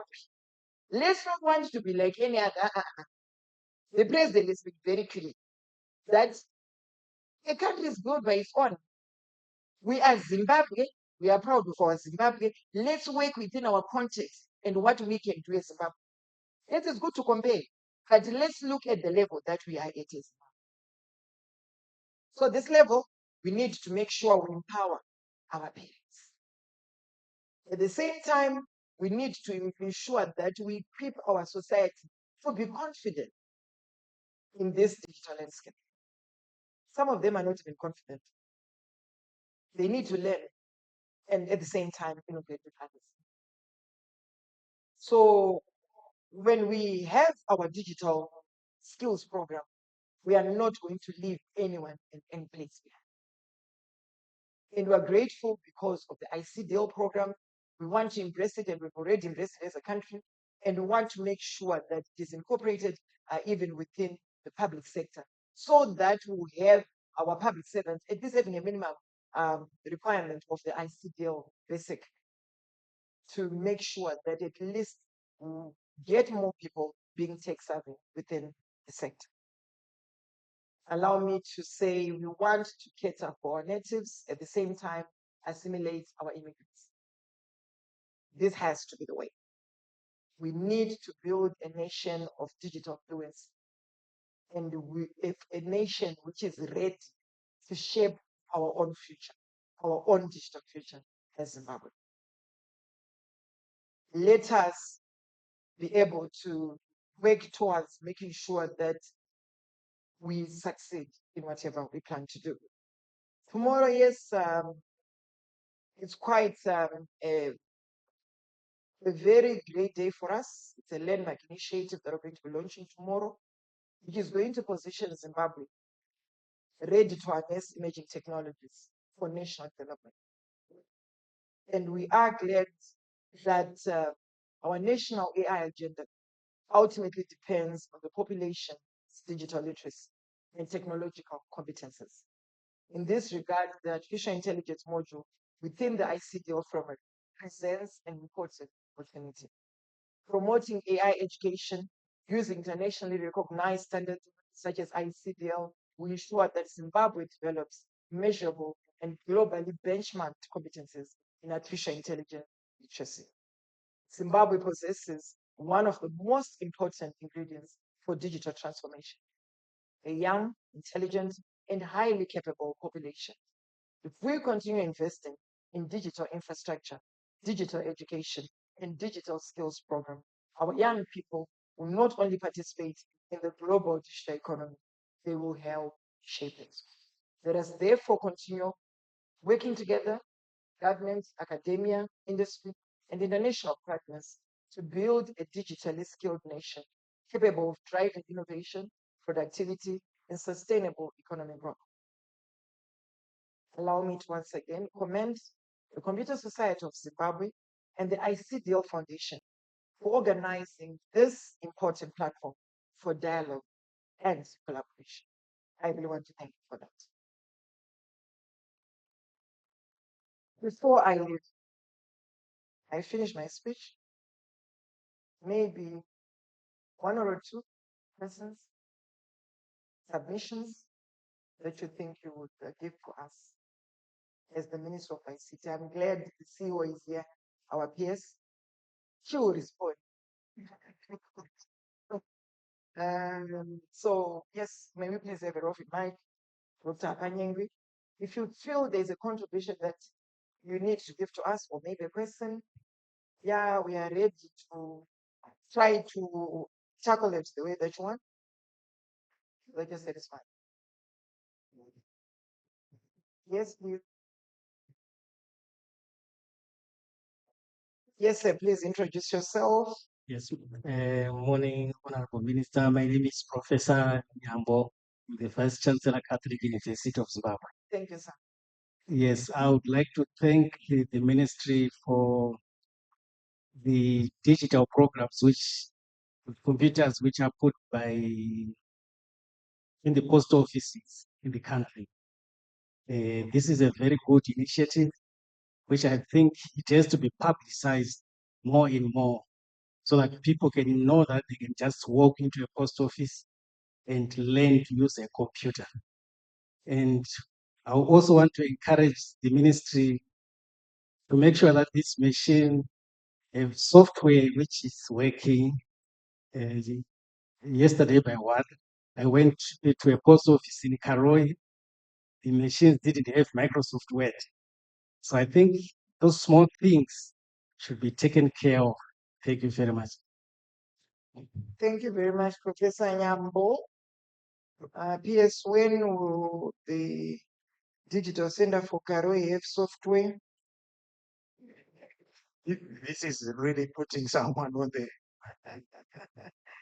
Thank you very much. Those are the hazards of the job.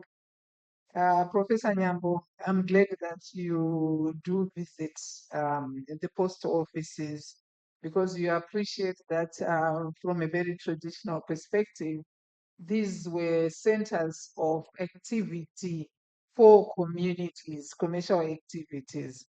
And I take note of what you observed, and will attend to that as a matter of urgency.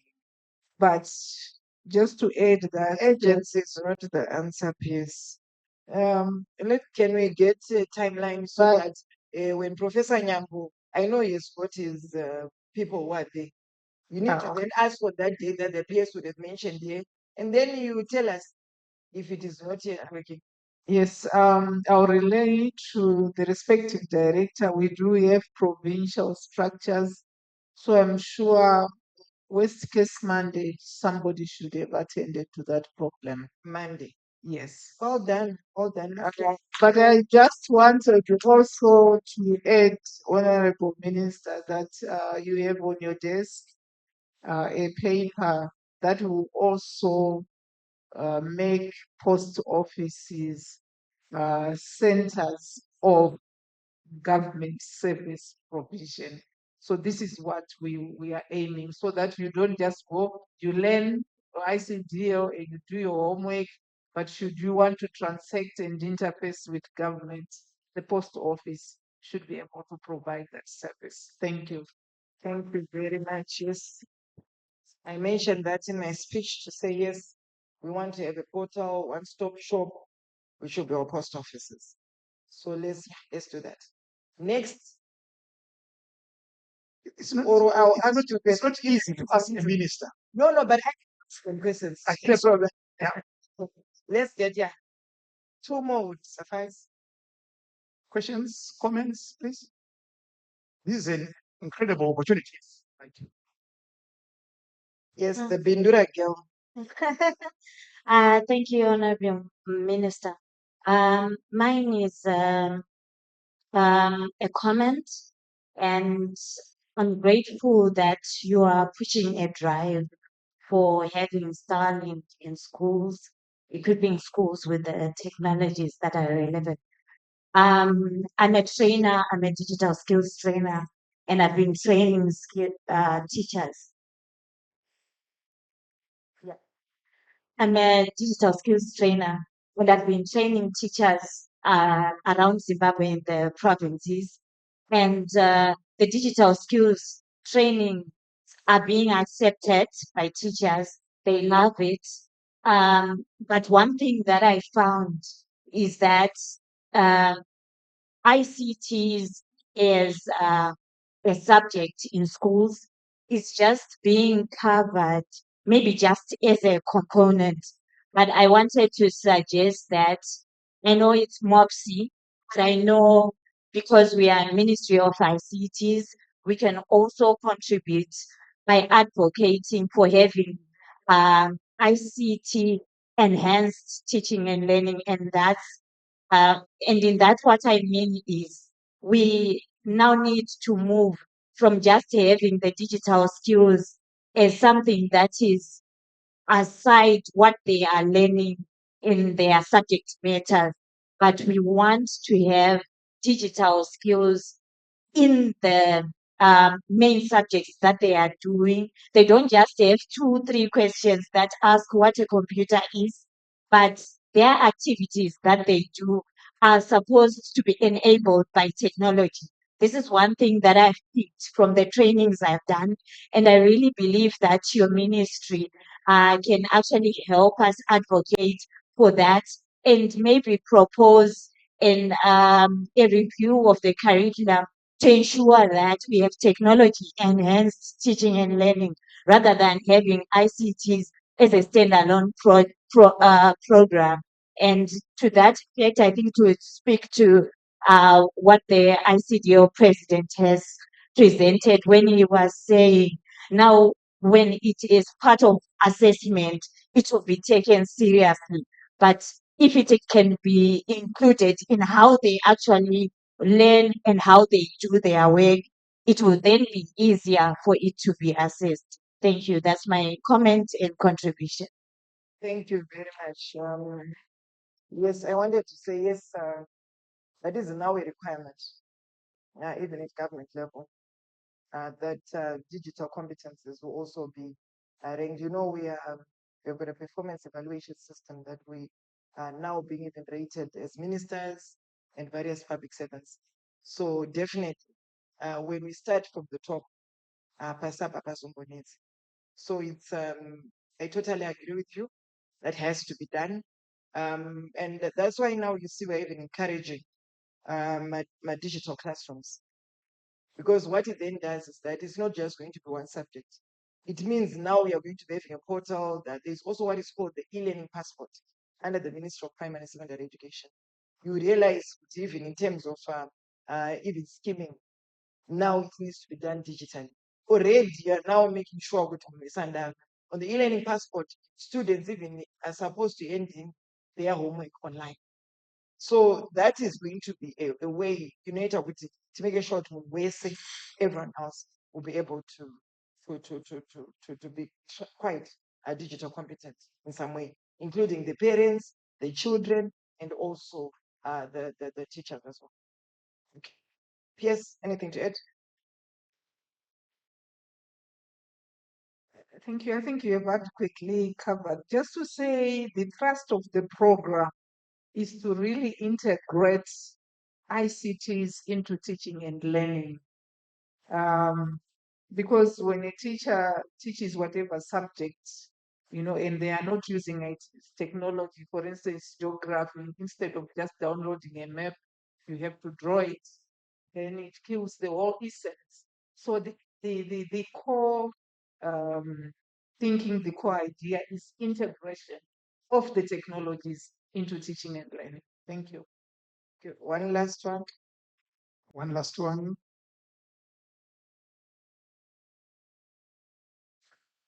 2 versus 1, 1 men versus 2. Thank you very Well much. done, ladies, in this Women's Month. My name is Hallelujah Chibisa. I'm from SEGU.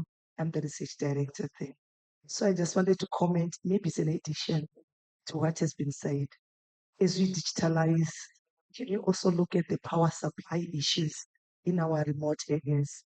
I once taught in rural schools, and the challenge was mainly of power. We understand there's solar, this one. So we look at that too. Thank you. Thank you very much. Yes, I'm sure in was it October, November last year, you saw the Ministry of Primary and Secondary Education go Kuchipingo You saw that. So through the UNESCO program, in Manicaland, they managed to power over 100 schools. In Mad South, they managed to power to solarize that is. In Mad South, they powered 100 and what? 180. Sorry, the figures, please. Less part of the figures. But just to note that at least there was a significant number, which is over 100, which was powered in Mad South through the Ministry of Primary and Secondary Education because of the various development partners that we have. As Minister of ICT, we have a project which has been, it hasn't been doing very well, but we had partnered with the UNESCO, which is the GIGA project. And on the GIGA project, you realize that there was need for us to solarize. We solarize, we provide for connectivity, we provide for electronic gadgets. So yes, I'm sure very soon it will also take off. We are also partnering again together with the Ministry of Primary and Secondary Education. That is it. Power, you cannot compromise it. You realize there's some areas where whenever there's no electricity, then connectivity is not there, then the gadgets won't be used and utilized, so it doesn't do us any good. So let's have backup power, or let's even establish at least power units within the various schools so that at least this will come to good use, including our digital centers, the ones at post office. We have managed, how many PS last year? How many did we power? Around 35, right? 54. So we powered 54. We solarized 54 digital centers. So that is nearly 1/4 of our digital centers. So very soon we'll make sure we increase and have more as we go. Does it make sense? Thank you very much. Thank you very much. I thought you put me on the hot seat. So guys, you never did. I thought there were more questions which were very challenging. But anyway, may God bless you. Thank you for the opportunity.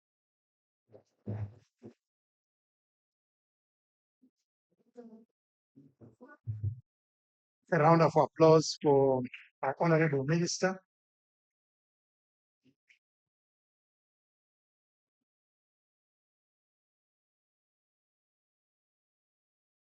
I really felt challenged when she started offering us the opportunity to ask questions. Yeah, that's boldness, Minister. There, that's real boldness. But thank you very much for really being candid and open like that. I think it just helps us with increased confidence that things are actually really working out. No, thank you very much for that. We know that there is the minister at her leisure. She might want to then depart because of the AI strategy, as she informed us earlier on. But before she does that, I'm going to call upon Viola.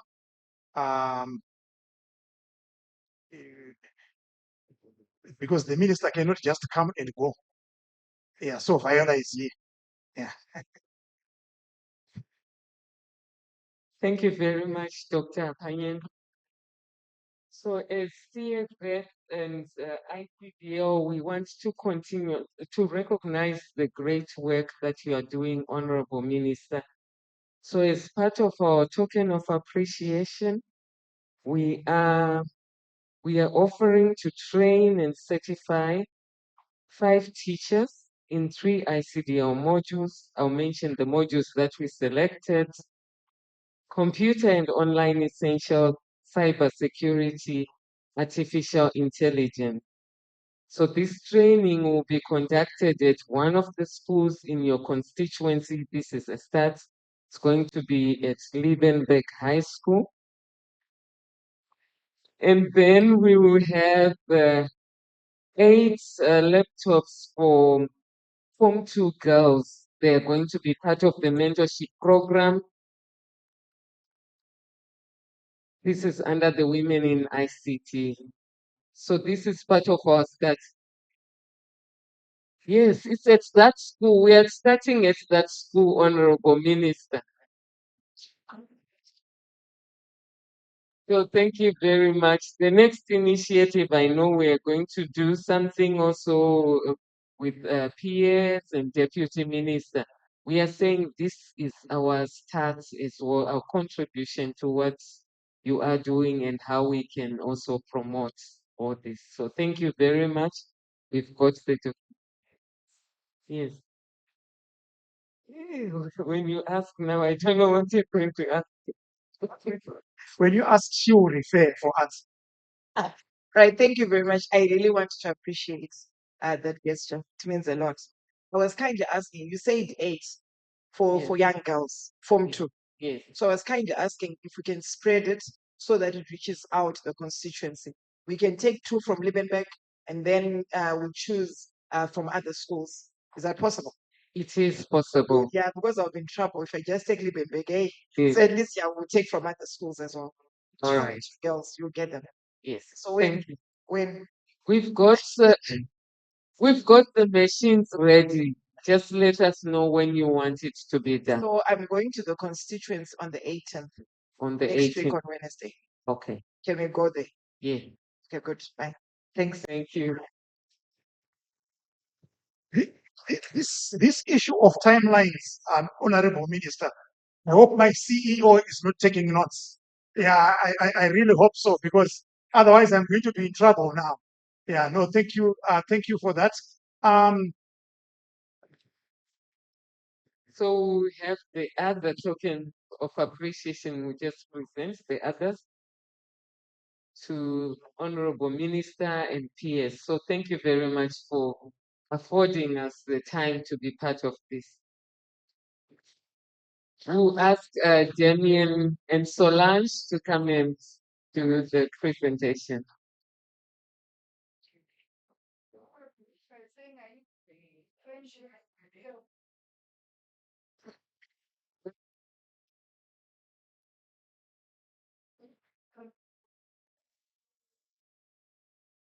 Yeah.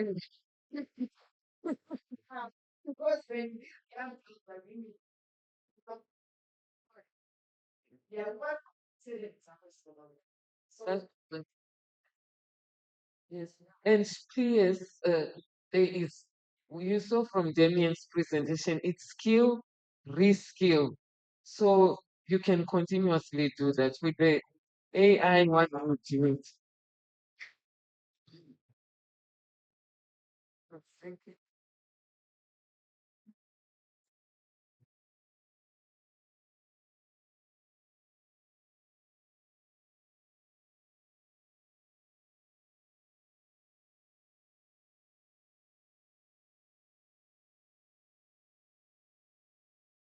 Thank you.